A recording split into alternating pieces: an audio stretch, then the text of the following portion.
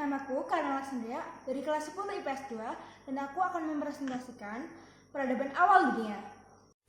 Kali ini saya akan membahas peradaban Yunani, peradaban Romawi, peradaban Cina, dan peradaban Mesir. Kita mulai dengan peradaban Yunani.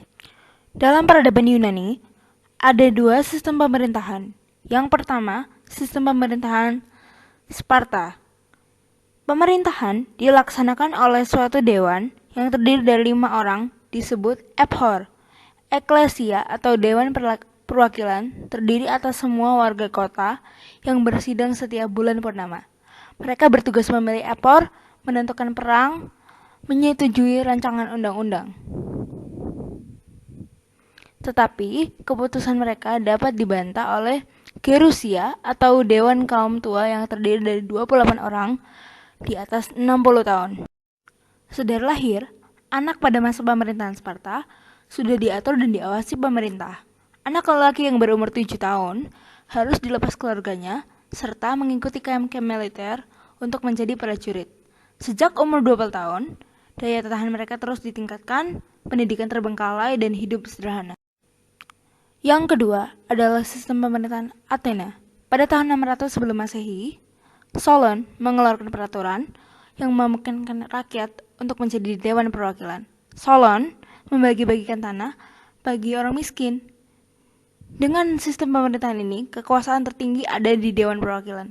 Athena tumbuh menjadi pusat perdagangan karena letaknya yang strategis. Athena juga melahirkan filsuf-filsuf besar seperti Plato dan Socrates. Kehidupan sosial budaya dalam pemerintahan Athena.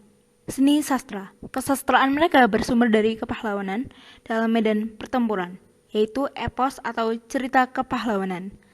Contohnya ialah Iliad yang menceritakan perang Troya dan Odyssey yang menceritakan tentang Odysseus. Seni bangunan. Banyak bangunan-bangunan indah yang ditinggalkan bangsa Yunani dalam bentuk pemujaan dewa. Contohnya adalah kuil Parthenon dan kuil Zeus yang dibangun di Bukit Olympus. Seni teater. Seni teater dalam bentuk pementasan seni, drama, dan seni suara diadakan di panggung terbuka dan digemari rakyat. Buktinya, Pericles mendirikan tempat pertunjukan teater di lereng Bukit Arkopolis dengan kapasitas sampai 30.000 penonton. Bidang filsafat dan ilmu pengetahuan. Filsafat Yunani merupakan peletak dasar pemikiran modern saat ini. Hal yang menarik adalah filsafat Yunani bersifat logis dan melakukan penelitian terhadap gejala-gejala alam. Cendekiawan-cendekiawannya ialah Herodotus, ahli sejarah, Archimedes, ahli ilmu alam, dan Pythagoras, ahli ilmu matematika. Sistem religi. Orang Yunani kuno memuja banyak dewa atau politeisme. Dewa tertinggi ialah Zeus yang merupakan penguasa langit dan pelindung manusia. Dewa-dewa lainnya adalah Ares, Poseidon, Aphrodite, dan dewa-dewa ini digambarkan lebih sempurna dan lebih cakap dan tidak dapat mati. Para dewa memiliki fungsi sebagai pemberi berkah dan bersemayam di Gunung Olympus. Untuk menghormati para dewa, rakyat melakukan pekan olahraga setiap 4 tahun sekali sejak tahun 776 sebelum Masehi. Nah, para pemenangnya ini mendapatkan hadiah yang disebut Olp. Di samping itu, bangsa Yunani percaya makhluk setengah dewa yang berasal dari dewa tapi dapat mati. Pengaruh peradaban Yunani pada masa kini yaitu adalah penggunaan sistem demokrasi, kebiasaan mengangkat gelas saat perayaan-perayaan besar, juga penggunaan istilah dalam dunia pengetahuan, serta perayaan tahun baru setiap bulan Januari yang dianggap sebagai penyembahan terhadap dewa Janus. Selanjutnya, kita masuk kepada peradaban Romawi. Sistem pemerintahan. Sistem pemerintahan dibagi menjadi 3. Yang pertama adalah zaman kerajaan. Pada masa ini, Roma diperintah oleh raja yang menjadi panglima dan hakim tertinggi. Raja dibantu oleh senat. Nah, senat ini berisikan 300 orang dari kaum bangsawan.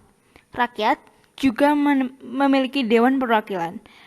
Namun, meskipun bercorak kerajaan, kaum bangsawan lambat laun menguasai pemerintahan. Yang kedua adalah zaman republik. Pada masa ini, yang memerintah adalah 2 orang konsul yang dipilih setahun sekali. Dalam keadaan darurat, konsul-konsul bisa diganti oleh seorang diktator yang diberi kekuasaan tanpa batas.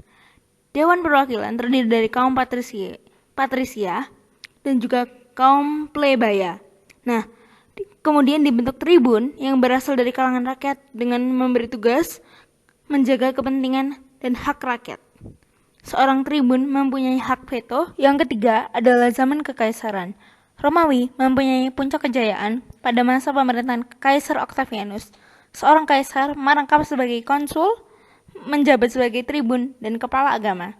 Kedudukan kaisar bersifat turun-temurun dan keturunan Octavianus yang terakhir adalah Kaisar Nero. Kaisar paling kejam yang berani membunuh ibunya sendiri, istri dan gurunya, serta membakar kota Roma dan menuduh orang Kristen yang membakar. Bidang kesenian, seni bangunan antara lain Colosseum, Amphitheater, dan Colosseum. Limes, Aquaduk, dan Cloaca Maxima adalah contoh-contohnya. Bidang kesenian, seni patung dan lukis. Bangsa Romawi ahli membuat patung, terutama patung potret atau setengah dada. Bidang bahasa dan sastra. Berikut ini beberapa karya dari zaman Romawi kuno. Ilmu pengetahuan. Sudah ada sekolah mulai dari tingkat rendah maupun menengah di kota besar. Pelajarannya ilmu hukum, bahasa Latin, pendidikan kewarganegaraan, ilmu berpidato, dan kemudian ada pepatah mens sana in corpore sano karena pendidikan jasmani dianggap cukup penting. Bidang hukum. Lahirnya kitab hukum pada masa Kaisar Justinianus, di mana hukum-hukum itu dikodifikasi dan disebut Codex Justinianus, berisi hukum dagang dan hukum perdata. Kodeks ini merupakan penyusun dari hukum modern. Bidang ekonomi. Urat nadi perekonomian ada di Laut Tengah. Alat penukar adalah aure atau mata uang Romawi kuno. Mata pencaharian pokok Romawi kuno adalah petani. Nah, tanah pertanian yang sangat luas disebut latifundia. Sistem religi. Mereka adalah penganut politeisme. Dewa-dewanya sama seperti Yunani, hanya namanya yang berbeda. Misal, Zeus disebut Jupiter, Poseidon disebut Neptunus, dan Aphrodite disebut Venus. Namun, pada zaman pemerintahan Kaisar Octavianus, di wilayah Palestina, muncul agama baru yaitu agama Kristen. Agama Kristen disampaikan oleh Isa Al-Masih. Agama Kristen banyak mendapat pengikut di rakyat kecil seperti buruh, petani, dan budak. Sekarang kita berlanjut ke peradaban Cina. Negeri Cina terletak di Asia Timur, berbatasan dengan Siberia dan Mongolia. Sisa-sisa peradaban kuno ada di Sungai Yangtze Kiang, Sungai Huanghe, dan Sungai Huai. Sistem pemerintahan. Sistem pemerintahan Cina merupakan kekaisaran. Terdapat beberapa dinasti yang pernah memerintah Cina.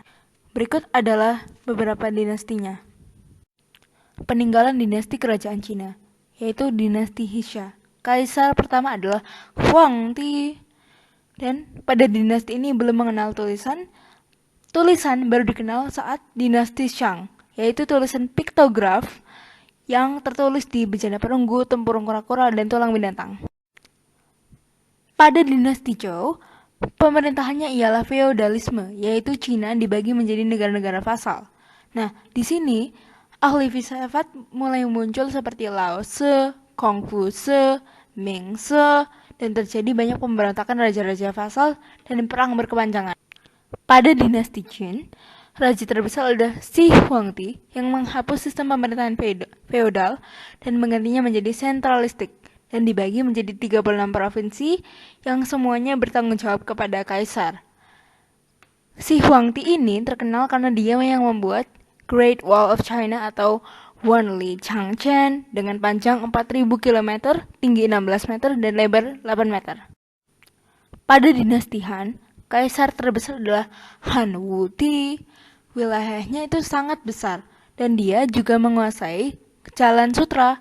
Nah, dia ini juga sedang berusaha untuk menghidupkan kembali sistem feodalisme, Taoisme, dan Konfusianisme. Pada masa ini, kesenian, pendidikan, dan ilmu pengetahuan maju. Pada dinasti Tang, raja tersebar yaitu Li Shimin. Nah, dia bisa membuat Cina lebih megah dari dinasti Han dan mempersatukan Cina serta memperluas wilayahnya. Pengaruh Cina pada masa sekarang ialah penggunaan pupuk dalam pertanian, serta pengolahan industri tanaman kedelai, tebu diubah menjadi gula, dan cara penggilingannya banyak ditiru, serta memperkenalkan ilmu bela diri kungfu, mengembangkan ilmu memasak makanan, memperkenalkan kain sutra dan seni lukis keramik Cina. Berikutnya kita masuk ke peradaban Mesir. Raja yang berkuasa disebut Fir'aun. Kekuasaannya mutlak, dianggap sebagai setengah dewa. Fir'aun dibantu wasir, imam agung, tentara, milisia. Sistem pemerintahan Mesir kuno dibagi menjadi 3. Yang pertama adalah Kerajaan Mesir Tua. Hal ini dimulai semenjak Raja Menes mempersatukan Mesir Hulu dan Mesir Hilir. Nah, kebudayaan Mesir kuno berkembang pesat pada zaman ini. Nah, pada masa Firaun Pepi, dia sering berperang untuk memperoleh budak untuk membangun istana dan piramida. Zaman Kerajaan Mesir Pertengahan dimulai semenjak zaman Raja Sesostris III. Nah, dia memperluas wilayah kerajaan sampai Palestina dan Sudan, namun runtuh setelah dikalahkan bangsa Hyksos. Nah, lalu kemudian ada zaman Mesir Baru di bawah pemerintahan Thutmosis III, di mana Amnon disamakan dengan Dewa Ra, sehingga terjadi Amon-Ra. Lalu ada juga Raja Amenhotep yang keempat, di mana ibu kota dipindahkan ke Amarna dan mengubah dewa utama menjadi Dewa Anton. Lalu ada perang saudara yang dimenangkan oleh Ramses II. Kepercayaan Mesir kuno memuja banyak dewa atau politeisme. Sebelum muncul Firaun, masyarakat memuja hewan atau totemisme, dan kemudian mereka juga memuja kekuatan alam yang dianggap sebagai dewa, yaitu Dewa Ra, Dewa Matahari. Mesir kuno percaya bahwa roh orang meninggal akan hidup terus asal jasadnya tetap utuh. Mayat diawetkan dengan cara dibalsam atau disebut mumi. Dalam seni bangunan ada mastaba, yaitu bangunan penguburan, lalu ada piramida, bangunan penyimpanan jasad raja, lalu ada kuil, yaitu tempat pemujaan dewa Mesir, dan Sphinx, kepala manusia dan berbadan singa. Ilmu pengetahuan astronomi digunakan untuk menghitung dan menentukan waktu meluapnya sungai Nil, serta secara astronomi, masyarakat Mesir kuno mengetahui sistem kalender berdasarkan peredaran matahari. Lalu ada juga matematika yang terbatas pada penambahan, pengurangan, perkalian, pembagian, meskipun masih rumit dan kurang praktis. Lalu ada juga kedokteran, di mana tabib merangkap tukang sihir dan pendeta, serta sudah menggunakan obat-obatan. Dalam bidang aksara, ternyata Mesir kuno sudah mengenal aksara yang disebut hieroglif. Peninggalan Mesir kuno untuk masa kini ialah tinta hitam, pembajakan sawah, dan jam. Demikian presentasi saya. Terima kasih atas perhatiannya.